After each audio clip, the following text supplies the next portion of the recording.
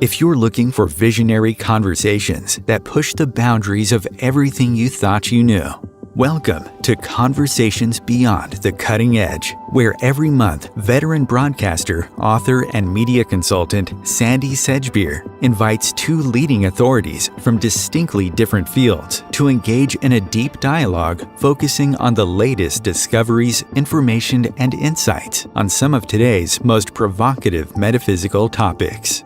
Here's your host, Sandie Sedgbeer. Hello, welcome to part one of this Conversations Beyond the Cutting Edge, in which we're going cosmic and we're going to be smashing the embargo on truth with a two-part discussion on blue beings, star families, biological transfiguration, Russian science, autism, our DNA as portals to other dimensions, and much more, with visionary speaker, integration specialist, multidimensional communicator, and author of Awesomism, a new way to understand the diagnosis of autism, Suzy Miller, and Australia's leading authority on ET phenomena and author of the books Awakening and The New Human, Awakening to Our Cosmic Heritage, Mary Rodwell, who's widely recognised for her work with families and children who've had encounters with non-human intelligences. Mary Rodwell, Suzy Miller, welcome. Thanks for having us. Lovely to be with you, Sandie. So a little bit of background on you both, just to, get started. Mary, you're a former nurse and midwife. You became a hypnotherapist, a counsellor, author, and founder and principal of ACERN, Australia Close Encounter Resource Network, and co-founder and co-director of the Dr. Edgar Mitchell Foundation for Research into Extraterrestrial Encounters. Before I move on to introduce Suzy, tell us a little bit about how you got here and the overshadowing experience that changed everything for you. Well, to encapsulate the journey from when I was a nurse and a midwife, and I can tell you right now that if you'd told me 45 odd years ago, or more than that now, that one day I'd be traveling the world talking about UFOs and ETs, I'd have probably sent you to the nearest psychiatrist. So it's been quite a journey. But I think the one thing that seems to bind us all is that seeking for truth. And the more that we go through life, I think that is the motivator. And from going from being a nurse into counseling changed a great deal, because I realized how important it was emotional psychological help was, and how you looked at healing. So for me, going into counseling, hearing a range of human experience, particularly when I went into grief and bereavement counseling, where you've got someone facing their mortality, seeking is the life after death. So all those kinds of extra journeys that I was making as a human being took me more and more into more of the multidimensional nature of reality. But I think the most crucial was not only recognizing by doing hypnotherapy that you could take people into not just this present life, but past lives, for example, and seeing the connection and journey of the soul was a revelation for me, because it opened up a huge avenue of not just lives on this planet, but lives on other planets as well. But it wasn't till a wonderful gentleman came to see me, heard that I was open-minded, and told me that he'd had woken up with marks on his body, shaved areas, and said it was due to his experiences on board craft, and that his family, his partner, and the children were also having experiences, and relatives wouldn't come to the house because they thought it was demons. And he said, "Can you help?" And I will thank Ellis Taylor for taking me down that rabbit hole, sort of, because it changed my life, because looking into that really was the catalyst for opening me up to an even greater reality than the one I was being exposed to, which is the whole thing to do with the star families and our connection on a soul level to them. Suzy Miller, you're a former pediatric speech language pathologist. You have a master's degree in education, and you were catapulted into an entirely new career by a telepathic conversation with a 4-year-old non-verbal autistic child. Tell us a little bit about that experience. And, the road has been very long from there to here. So tell us a little bit about that experience and about the multidimensional experiences you had as a child. Yeah, so like you say, pediatric speech language pathologist having a very normal life, you might say, in the state of Maine. And I met a little boy diagnosed with autism. He had some verbal communication, but it was kind of more rote communication. When I met him for the first time, he was saying, "It's the millennium, it's 1999." And I, thought he was a weird little kid, quite frankly. He was just showing up very differently.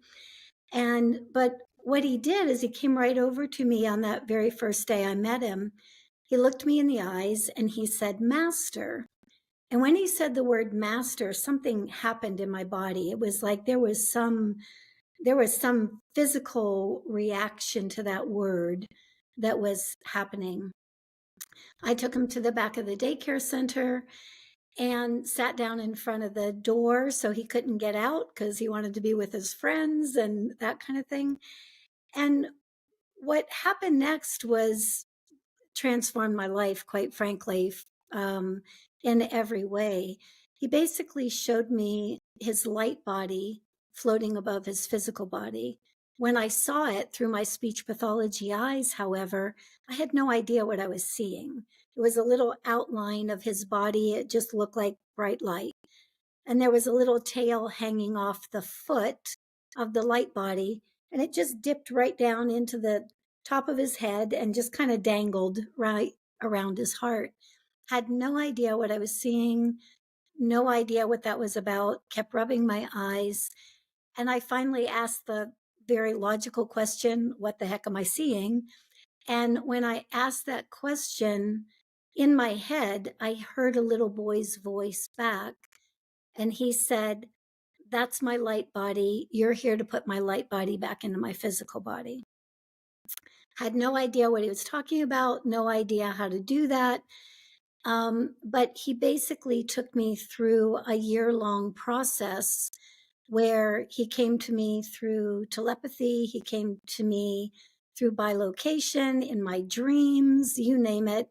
He was finding ways to find me, and he would tell me different things to do on his behalf. And after the end of that year, he was completely verbal, meaning that he had functional verbal communication. And, if you had said to me, even maybe a few years before that, that my earlier childhood experience and that experience were all linked together, I probably wouldn't have seen it because, when I was a child, I did have these experiences where I kind of knew what people were thinking. I knew what people were hiding. I very frequently, as a young child, just said that out loud and then got ostracized for saying what was pretty obvious. I also had an experience when I was probably 7 or 8 where I felt compelled to go out in the front yard of our house, and I was looking up in the sky. And as I was looking up in the sky, I was, wondering where the children were.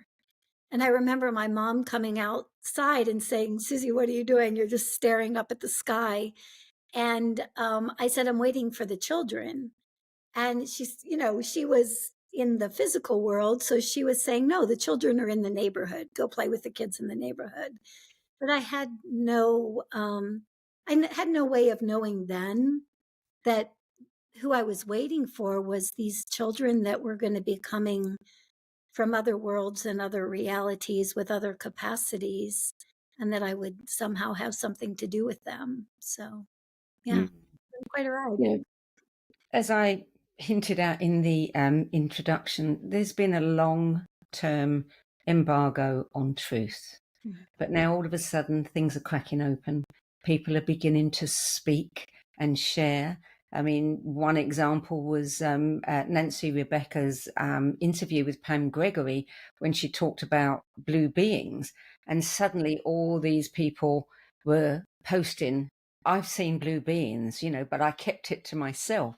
And it's been happening to hundreds and hundreds of people who didn't feel that they could talk. What is going on that is encouraging people to be more vocal? What is actually cracking open that truth embargo? Mary, Well, you want to go? yeah.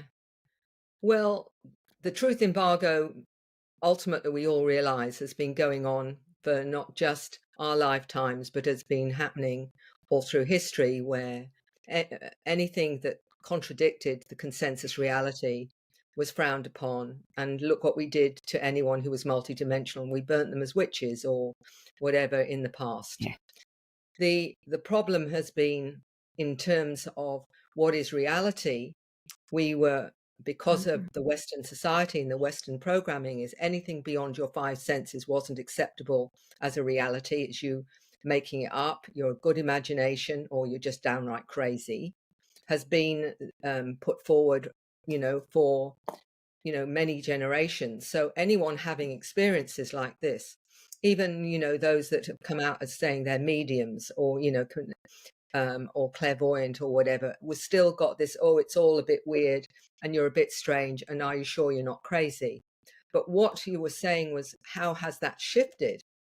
Simply because I think there's been a whole activation going on a level which I think is unstoppable now, in the sense, I've talked to people in their 60s, 70s, and 80s that said they would never have spoken about their experiences as a child because it would have been completely dismissed and they would have ended up probably in hospital. Whereas now they've got this immense urge to speak their truth. And I think it's because we're reaching a point in our consciousness that has been activated sufficiently for people to no longer hide and be afraid of saying their truth. And I think this is overwhelmingly what we call this awakening that's happening across the planet. And there are many factors, I think, as part of that. Susie, you've been channeling the collective consciousness of the children for a very long time, and they've given you lots of information over the years that has come to pass. Did they ever point to this particular time in our history when it was really going to explode?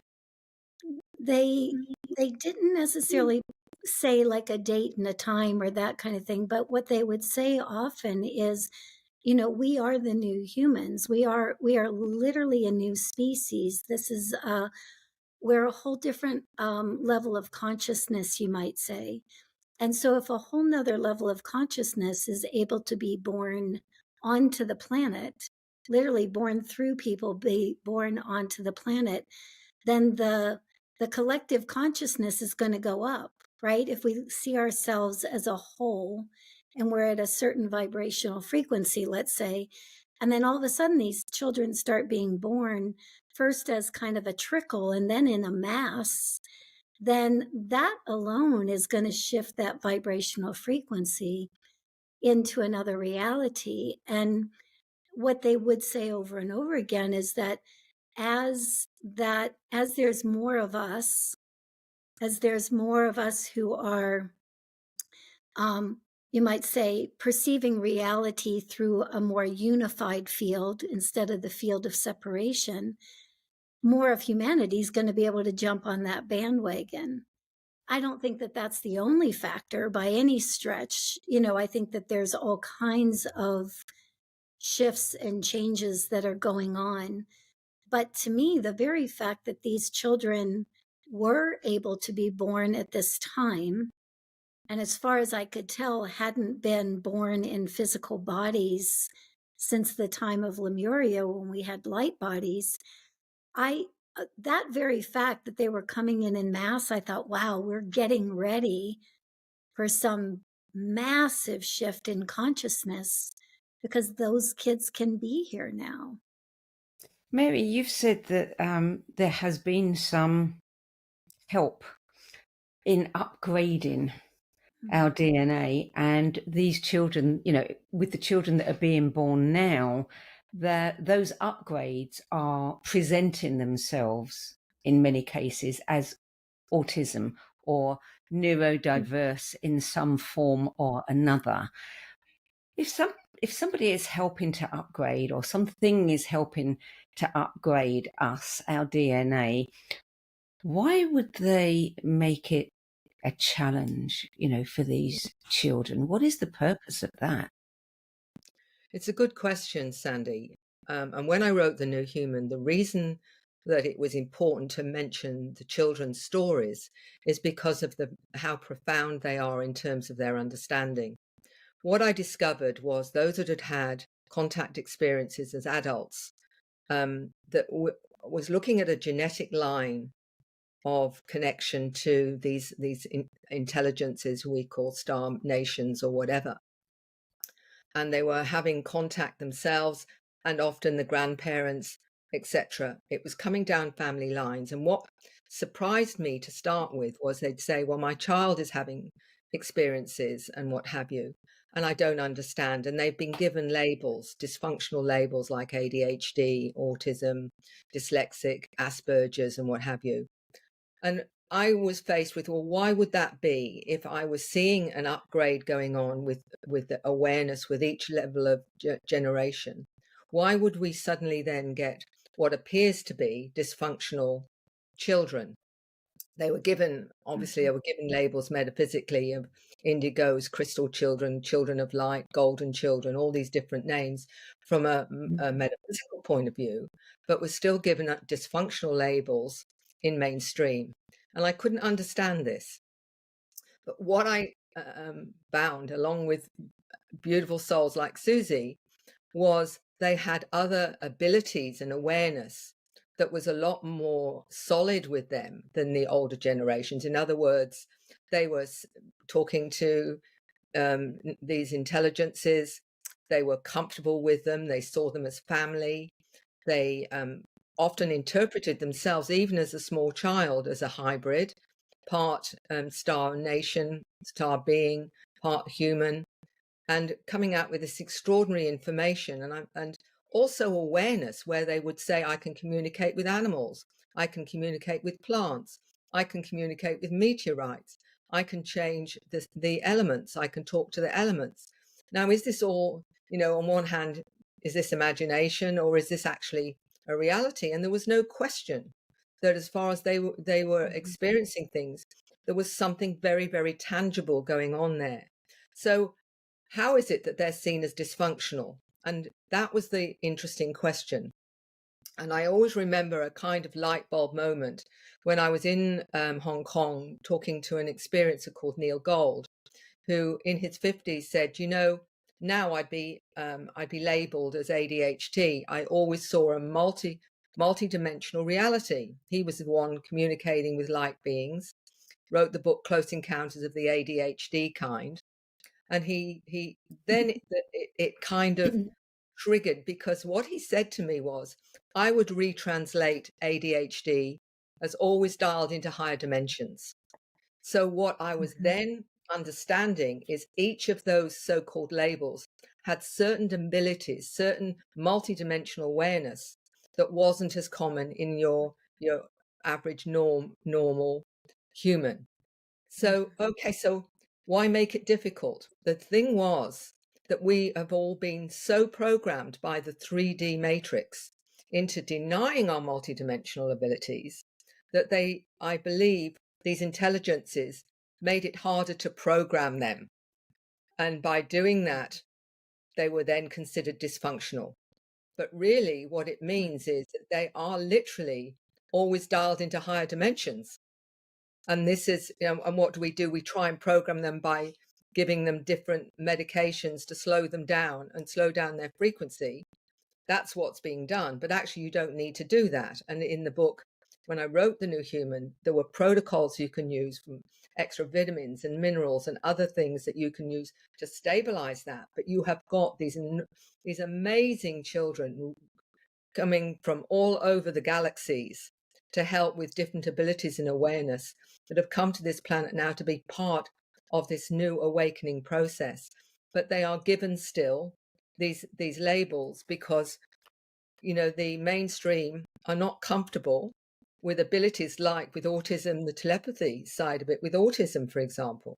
You know, one of the interesting things with Asperger's that I found quite amazing was someone with Asperger's came to talk to me, and he said, they said to me, Mary, that we can't socialize. And he said, that's not true. Amongst ourselves, we're actually fine to socialize. He said, but what we won't deal with is the faces and the pretense of normal socialization, where people pretend to be happy or pretend that this is okay when it isn't okay. We say the truth. We say what we are seeing and experiencing. He says, and you can't handle that. You can't handle the, you know, the many faces that you are taught to socialize with. So here is someone saying, we want truth, we want honesty, we want integrity. So each of these different so-called dysfunctions has amazing other aspects to it that we're not even beginning to understand yet. But when you look at the way they're understanding reality, it's showing us a whole new matrix of reality, which I think is what is the benefit and the amazing part of all of this awakening, is showing us more of what we are and what we can do. You know, when the whole indigo phenomenon started, Nancy Ann Tappy, you know, back in the 70s, they were talking about indigo scouts, people of our generations, you know, that came ahead and in a way were preparing the way. Do you feel that this population, the current population of children, the ones that have, you know, been put into boxes and labelled because we don't understand their gifts, do you think that they are like a bridging generation and future generations won't be labelled in that way, and we, you know, they'll be much freer to be who they are? And you can both answer this. Susie, if you want to answer it first. Yeah, yes, the answer to that question is yes, we are moving in that direction. But I also want to go back, if it's okay, regarding why these kids show up and it's presented as a challenge, like why it's so challenging. One of the things that the kids said is that, you know, they come in at a completely different frequency band.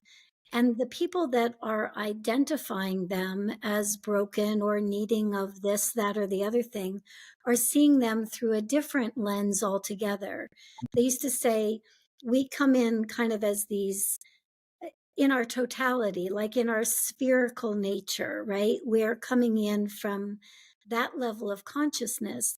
And then you have people who have been conditioned to a very linear level of consciousness, looking at something spherical and saying, I don't understand it. I don't understand what that is. So that must be broken.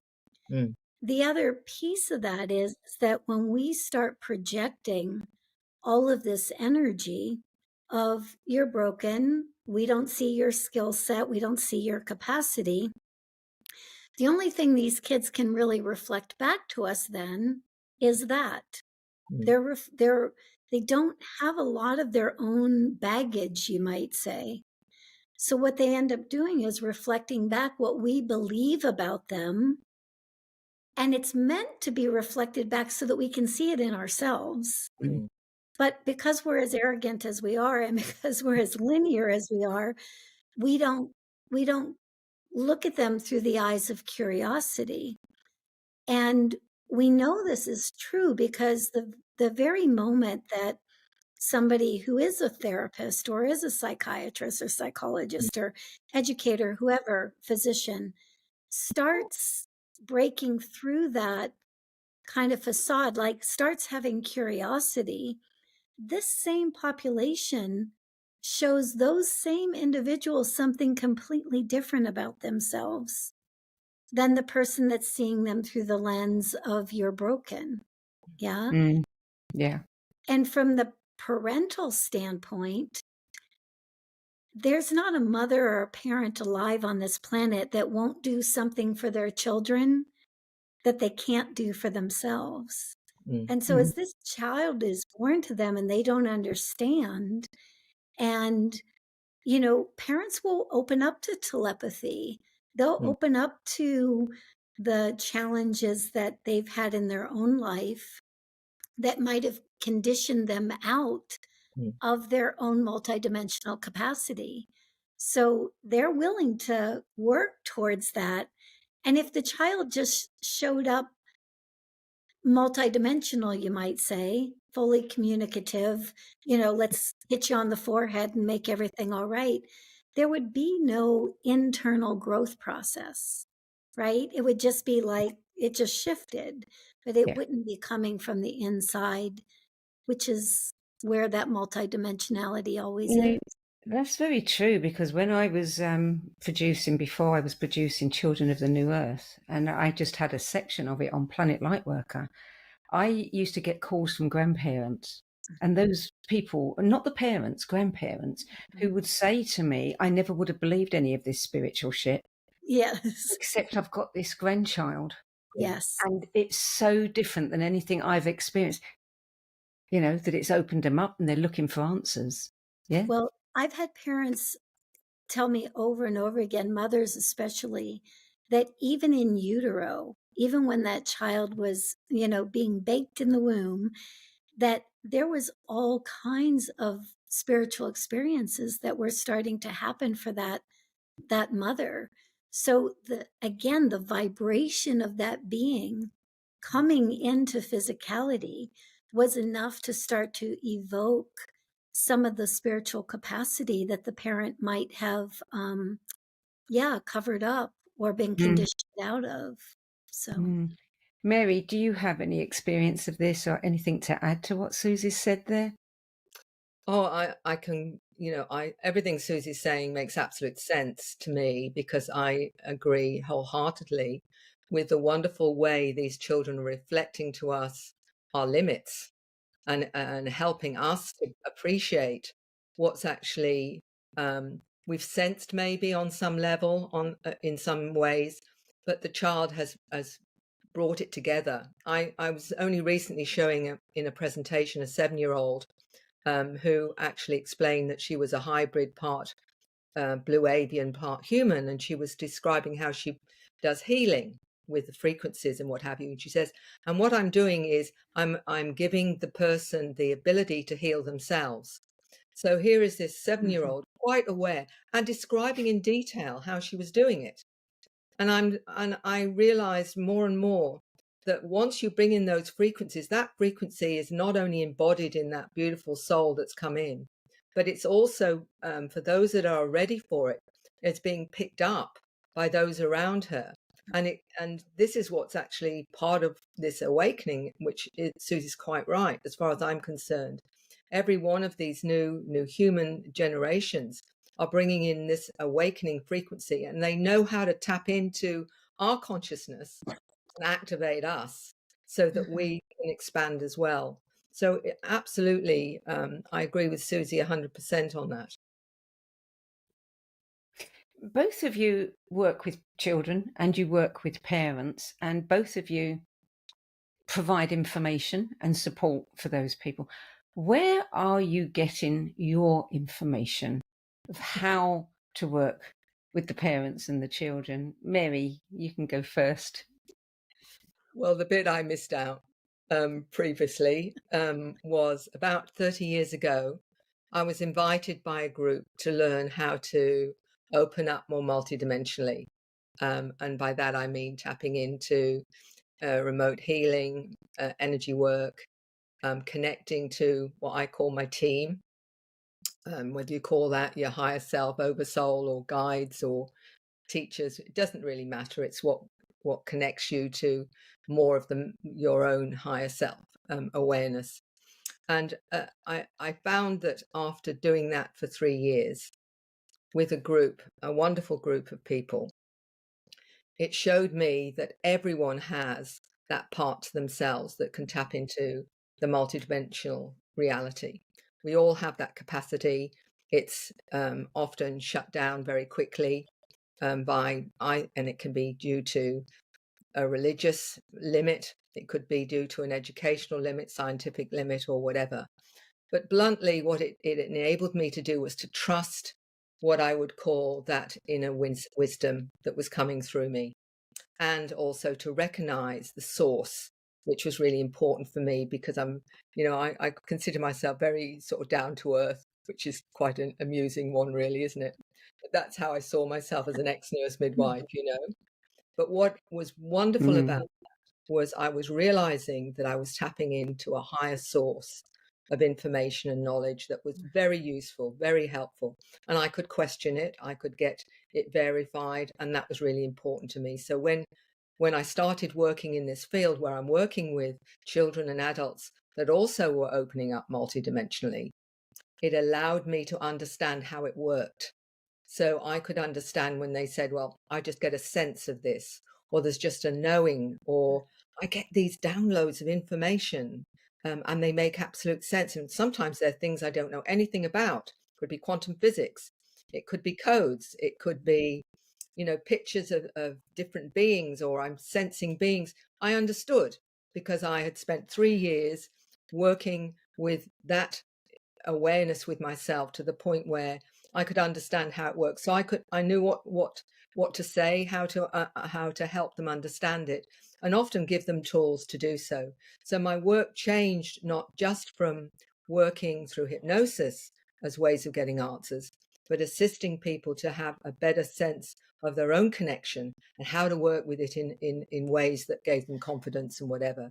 So mine became through that learning, not because I never thought that I could ever do anything like that, because it was only other people that were gifted, as I put it. Everyone's gifted. It's just that they haven't realized how gifted they really are.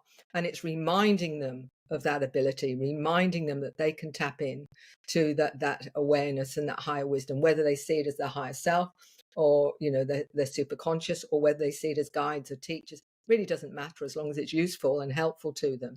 But that's what's guided me with my work, because when I asked about all these so-called dysfunctional children, it was, no, Mary, they're not dysfunctional. This is really what's going on. So when you ask me where I get some of my insights, it's the team. Mhm. Susie, you get a lot of your information from the kids themselves, don't you? They're telling you what they need, what to tell their parents. Yeah, exactly.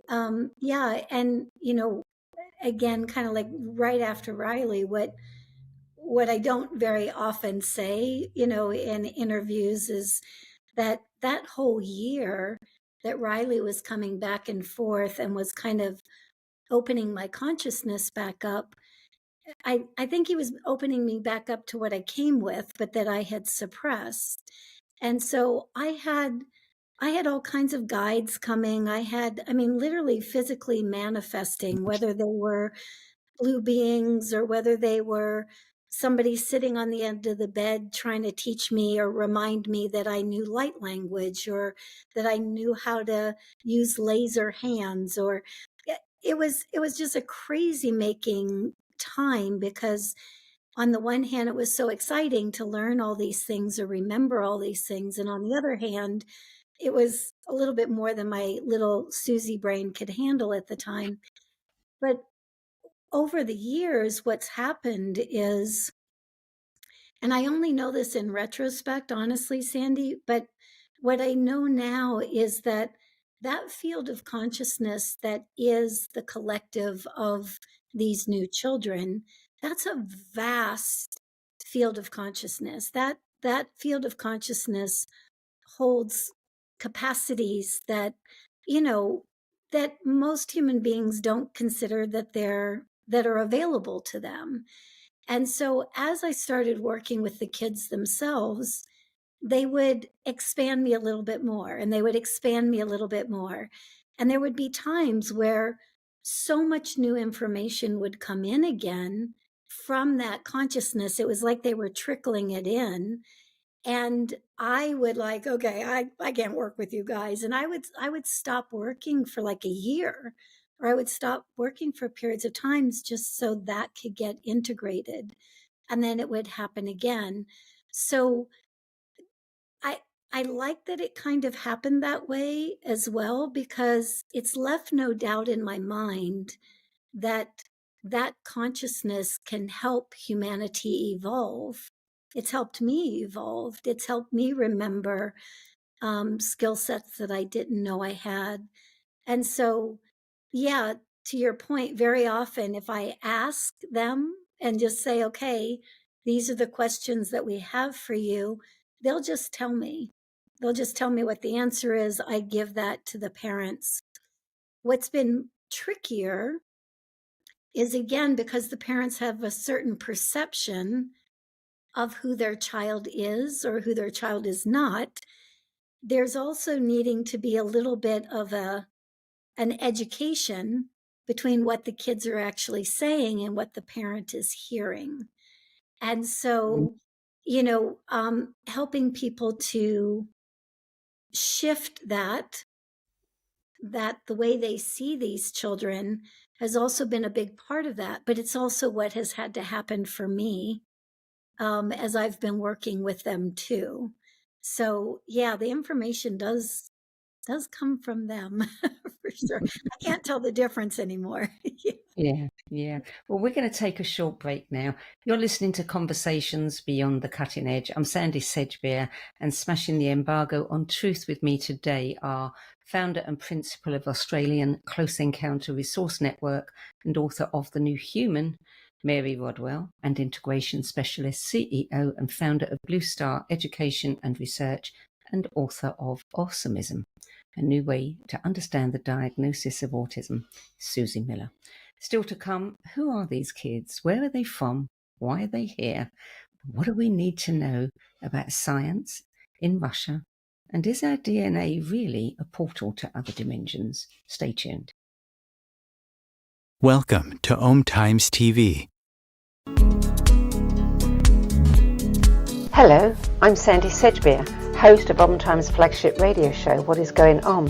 And as an author, editor and 13 times book judge who's read thousands of books and interviewed hundreds of authors, I'm constantly asked what's really worth reading and what's not. So I created the No BS Spiritual Book Club to help you save time and money by picking the brains of discerning names who have walked this path before you. There's no catch, no fees and no BS. Just an ever-growing library of 10 best spiritual book lists from some of your favourite authors and teachers, plus free book excerpts, audios and video interviews with people like Don Miguel Ruiz Jr., David G., Lee Harris, Mark Nepo and more. From well-known classics to hidden gems you've never heard of, it's the only no BS guide to the best spiritual books to enlighten your journey of self-discovery. So why not join the club? Get inspired and save money at the nobsspiritualbookclub.com.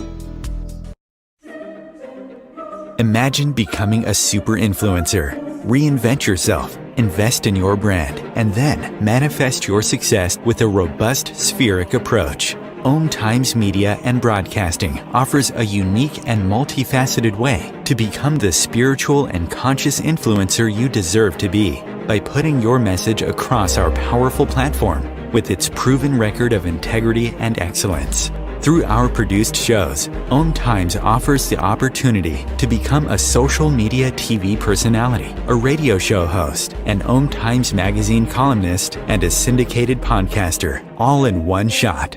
By live streaming your show on Om Times TV and broadcasting it across the extensive Om Times radio and TV networks, you become more than a host. You become an ambassador and a force for positive change.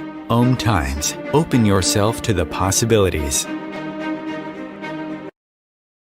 Everything that we do, we can do in a contemplative manner. Through the art of contemplation, you can use the gene keys in a really powerful way. Gene Keys is basically the code book of life. In the Gene Keys, the book is made up of these 3 levels: shadows, gifts, and siddhis. And the journey is through those 3 levels, kind of unpicking of the shadow states, the releasing of the gifts, and then the embodying of this higher consciousness called the siddhi. And the siddhis are very exalted words. And it's not like we kind of suddenly are all these exalted Christ-like beings, but we have flashes and illuminations along the journey. And the more we get stuck into the journey, the more illumination comes to us, because the more we're releasing the light from in these codes inside our DNA. So all those revelations are inside us. So the contemplative way is the inner way.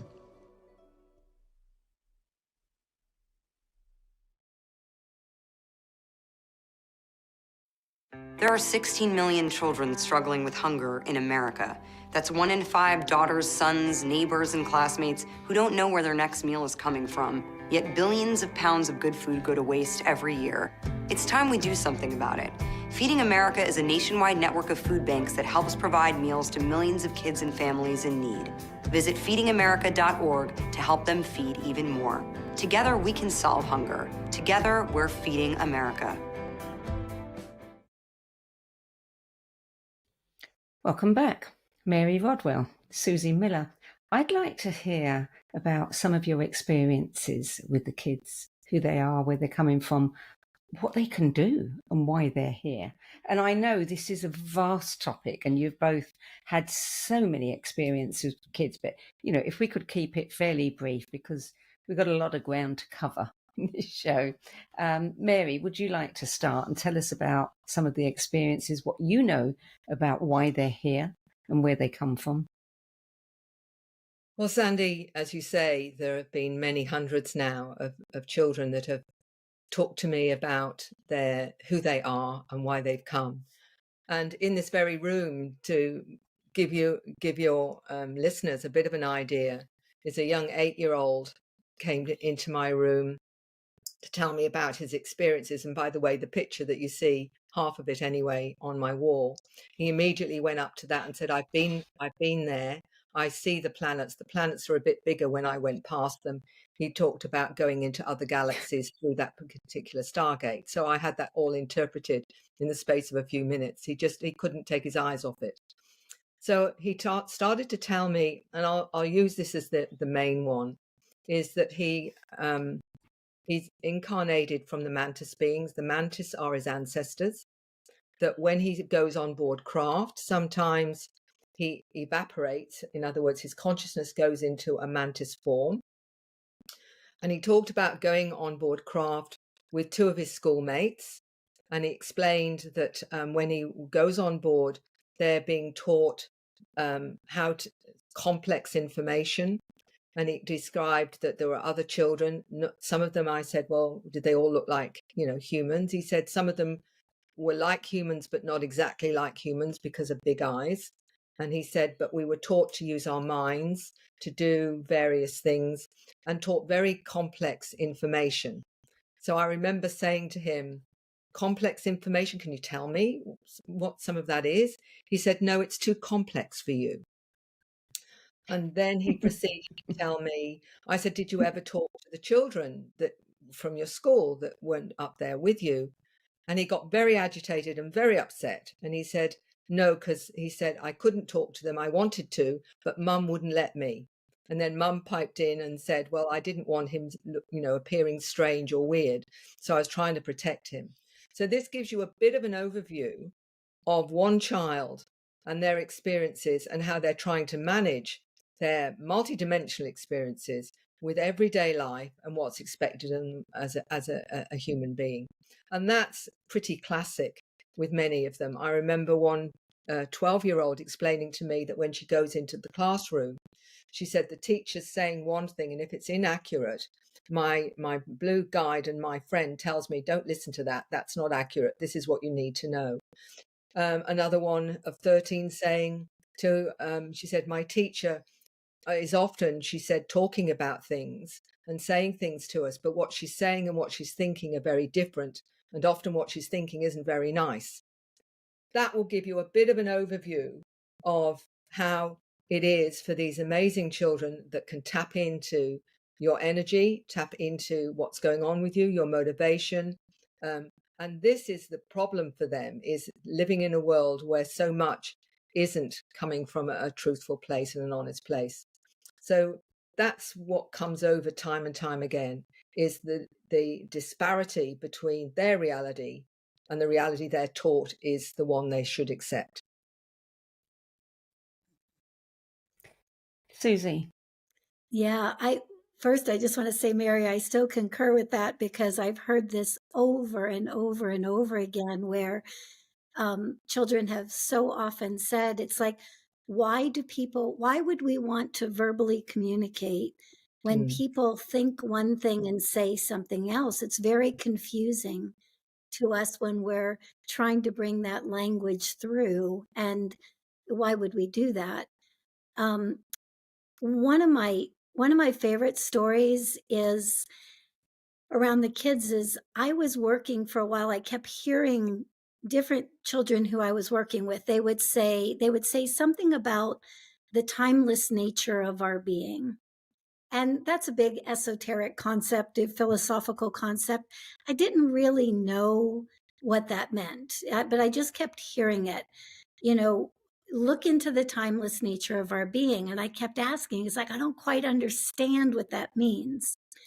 And so then I had a young 16-year-old woman, nonverbal speller, come with her mother for a session.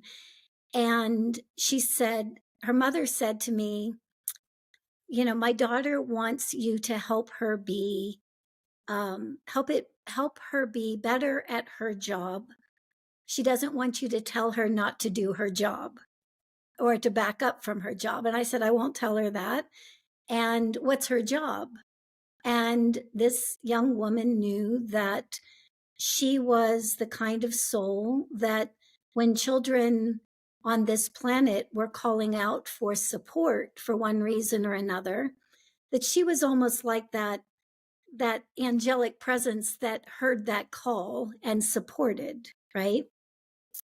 So she said, so we were having this conversation and she said, I just need you to help me energetically make that easier. So she was taking me multidimensionally through what I could do to support her energetically. And I was changing things, tweaking things, whatever. During the time I was doing that, all of a sudden I said, this is so interesting to me. I said, it's like whatever we're doing here energetically is going to help these children have a voice when they need it the most. And I said, and I find that interesting because here you are, you don't have your physical voice, but you're going to be the one that's going to help them have theirs. And as I was saying that to her, I thought, I said, when I was 16, I had an experience where a very authoritative kind of stepfather had me down on the ground and he was yelling at me and poking at me. And at the time that happened, all of a sudden this energy just came up through me. I poked him in the chest and I said, you have no idea who you're talking to. I ran upstairs, laid down on my bed, and that was all the energy I had for it. And I said to this young woman, I said, it's like that. Like you're going to be that energy that comes through somebody and helps them stand up for themselves. And then all of a sudden, I got it. Something hit me. And I said, oh my gosh. I said, wait a minute. I said, were you that energy? I said, I know you're 16 now, and I was 16 then. I said, but were you that energy? And she's a speller, so she's clicking out on this board something that her mother is going to have to verbally communicate to me. And she typed out, I have known that I was here to support the children of this planet. I knew it before I came into a body, and I still know it now. And I was very happy to be of service to you. Oh, wow. I was like in a flood of tears, and I'm thinking, oh my gosh, there's no time. The timeless nature of our being, whether we're in a body or out of a body. The fact that I was 16 at that time, she's 16 sitting in front of me. She hadn't done that for me. I wouldn't be doing this with her. She wouldn't be helping all the 16-year-olds that are yet to come. And I thought that was a very functional way of understanding the things that the kids have been saying up to that point, which is look into the timeless nature of being. And these kinds of experiences have just been ongoing through these kids. You know, I Through the- mentioned earlier about why are they here? Well, I think you've already told us why they're here. Mm. What I'm curious about is when they become parents, Mhm, you know, what is our world going to be like when they are running the show? mhm. Mary? It's Oh, wow. Well, I think we're very close to that already, in the sense that if I'm, what I'm seeing and sensing myself and so many others are, that we are at a very, very close to a crossroads of, an activation that is going to change consciousness forever and change the way that we see reality forever. And I think that these beautiful new souls that are coming in are prepared. They're prepared, and they're preparing us, the older generations. The older models need a bit of waking up still. But we've all got that ability. I think it's a world that we can't even begin to recognize yet, because it is going to be so incredible. I know I've sort of tapped into my team sometimes saying, give us a little bit of snippet, of what this, and they're saying, you can't even imagine, Mary, what this is going to be and how it's going to be different. But all I know is that it's transformational as a human consciousness, that in every sense of the word. And in a way, it's nice not to know too much. All I know is that with these new ones coming in, when they can connect to all around them, whether or not it's a plant, whether it's an animal, whether or not it's a crystal or whatever, if we can connect to all and each other in a completely different way of understanding, how, can you even begin to imagine how that will change our reality and our consciousness and our understanding of our connection to everything? I mean, it's going to be mind-blowing as far as I'm concerned. And I always remembered a wonderful ufologist gentleman who said he'd been up on the craft, Commander Robert Dean. Those in ufology will know who I'm talking about. I met him a number of times. He'd admitted he'd been on the craft before he died. And he said, they have shown me the future of humanity. And he said, and it's glorious, was the word he used. And you can interpret that how you like. Susie, I mean, beyond the future of humanity when it gets glorious, and I have heard this from other people as well, we've got several generations to go, I would imagine, before we get to that point. What is your view of what's going to happen when these children, are becoming parents and raising a whole new generation? Because, all we see at the moment and all that's in the media at the moment is all these kids who are saying, well, I'm non-binary, I'm this, I'm that, and people can't quite get their heads around it.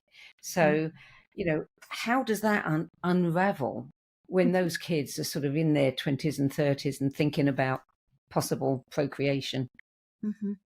I think what's interesting is, again, I think the dilemma right now, anyway, is still that we have this very linear consciousness trying to engage with what the kids always say is a spherical consciousness or a unified field, a unified consciousness. And so to me, there's before it's glorious, and I agree with Mary wholeheartedly, that's exactly where we're going. And some of the interim steps is really breaking through some of that old linear consciousness so that it can become more spherical, so that we've got these fields of energy that are multiplying, you might say, instead of working against each other. And so on the one hand, it's like, I always ask the kids, it's like, okay, what's it like to be in a unified field? What's it like to exist in unity, truly? And it's like, well, why do you think we can read minds, or we can help people heal across time and space, or we can do these kinds of things? It's because there's no separation between ourselves and anybody else. It's not just, and that's where humanity's going. It's like, and in the in-between stage, we really get to learn that what we project out vibrationally, we actually get back. And so it's kind of like, for those of us who are still kind of, using our training wheels, you might say, we are learning that, yes, we are vibrational beings first. We are all connected. So it makes perfect sense that what you put out, you get back, kind of thing. So I think that there's this breaking down of old conditioned realities. I think there's this this opening up into greater states of, or higher states of our own consciousness. And as that happens, and those children are co-creating or procreating, right? Then you've got that field of energy just multiplies that much bigger. Yeah. When that will happen, I don't know. What I do know from the kids is that even in the beginning of this year, they were talking about, we're going to be able to land now. We're going to be able to fully be here. And the more fully they're able to be here, the more information we're getting about what it is to be unified, so that those are ready to pick that up or picking it up. I just think it's going to be an exponential expanse of capacity. Yeah. Of what our human capacity actually is. Yeah. And it's probably impossible for most of us to even begin to think about that, because we haven't been stretched enough yet, to take it all in. I'll give you an example, Sandie. One of the things that parents ask me all the time, especially about children who are nonverbal, is, well, what kind of jobs will they have? Will they be able to have relationships? And every single time I ask the kids, they always say, you have no idea what kind of jobs that we can have, or what kind of expressions we can be in the world, because you're not there yet to receive it. Yeah. You haven't opened yet enough to know what we could offer humanity as our quote unquote job. Yeah. And that is true. And that's why we have such a hard time. Yes, Yeah. that's Well, why I'm we afraid. see them as disordered. Yeah. Yeah. Yeah. I'm afraid we're out of time for this episode, but we will be back in 2 weeks to have another conversation. So I'm glad that we're going to have a chance to continue this, because there's so much more to say. We haven't even touched yet on Russian science, genetic engineering, DNA as portals to other planets. So do join us in 2 weeks' time when we'll be back with part 2 of this show. Mary, Susie, thank you so much for joining us today.